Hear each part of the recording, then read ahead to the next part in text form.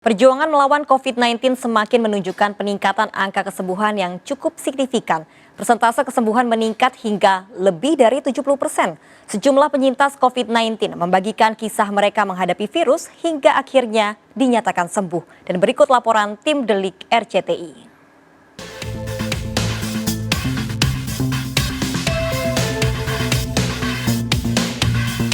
Perjuangan melawan COVID-19 semakin menunjukkan peningkatan angka kesembuhan yang cukup signifikan, di mana persentase kesembuhan meningkat hingga 71,7%, sementara angka kematian akibat COVID-19 hanya 4,2%.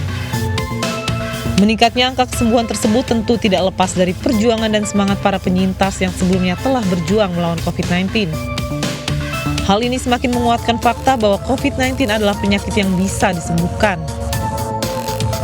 Seperti yang dialami oleh Mangharanap Sinaga, pria 52 tahun ini menjadi salah satu mantan pasien COVID-19 yang juga memiliki penyakit bawaan yakni diabetes. Pria yang juga aktif sebagai pengurus gereja ini berhasil sembuh dari COVID-19 setelah melewati proses karantina bersama para penyintas lainnya di Wisma Atlet selama 35 hari. Awalnya, karyawan swasta ini mengaku kehilangan nafsu makan dan belakangan dirinya baru mengetahui hal itu menjadi gejala awal COVID-19 yang dialaminya.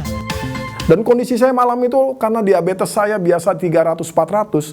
Malam itu juga hari pertama saya di Wisma, saya sudah tidak mampu berjalan, saya tidak mampu berdiri, saya tergeletak di tempat tidur. Nah, saya tidak sanggup lagi makan, rupanya belakangan saya tahu tidak mau makan itu menjadi gejala utama COVID. Warga Depok, Jawa Barat ini mengaku tetap semangat melewati masa karantina sehingga hal ini menjadi salah satu faktor utama dalam mendorong kesembuhannya dari COVID-19. Nah, jadi obatnya apa? Semangat, makanan bergizi. Itu obatnya, istirahat yang cukup. Itu yang kami lakukan, Mas, Mbak. Yang kami lakukan dan itu yang saya bagi sampai sekarang.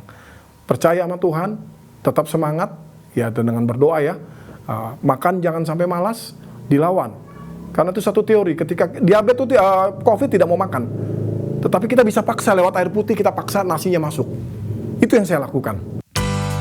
Menjadi pasien positif COVID-19 juga pernah dialami oleh Jenes Sitorus, seorang penyintas di Wisma Atlet Jakarta. Gejala awalnya mengalami panas tinggi dan batuk. Setelah melalui proses swab, mantan kontraktor swasta ini divonis positif COVID-19.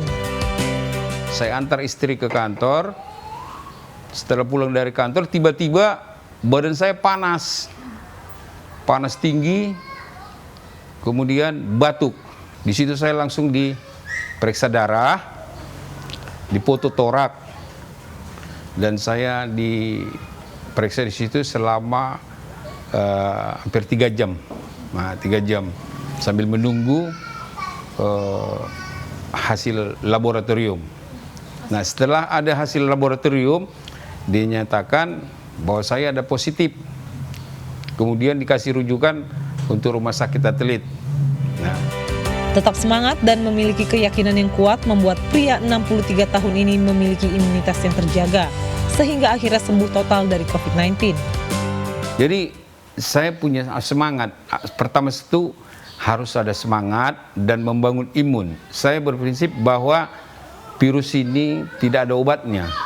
Yang obatnya adalah hanya meningkatkan imun ya. Nah, saya berusaha bagaimana meningkatkan imun itu, satu dengan olahraga, memaksa makan apa yang ada, ya kan, dan memakan obat-obat yang ada itu. Sementara dari data COVID-19 di beberapa wilayah di Indonesia, terjadi peningkatan angka kesembuhan yang cukup signifikan.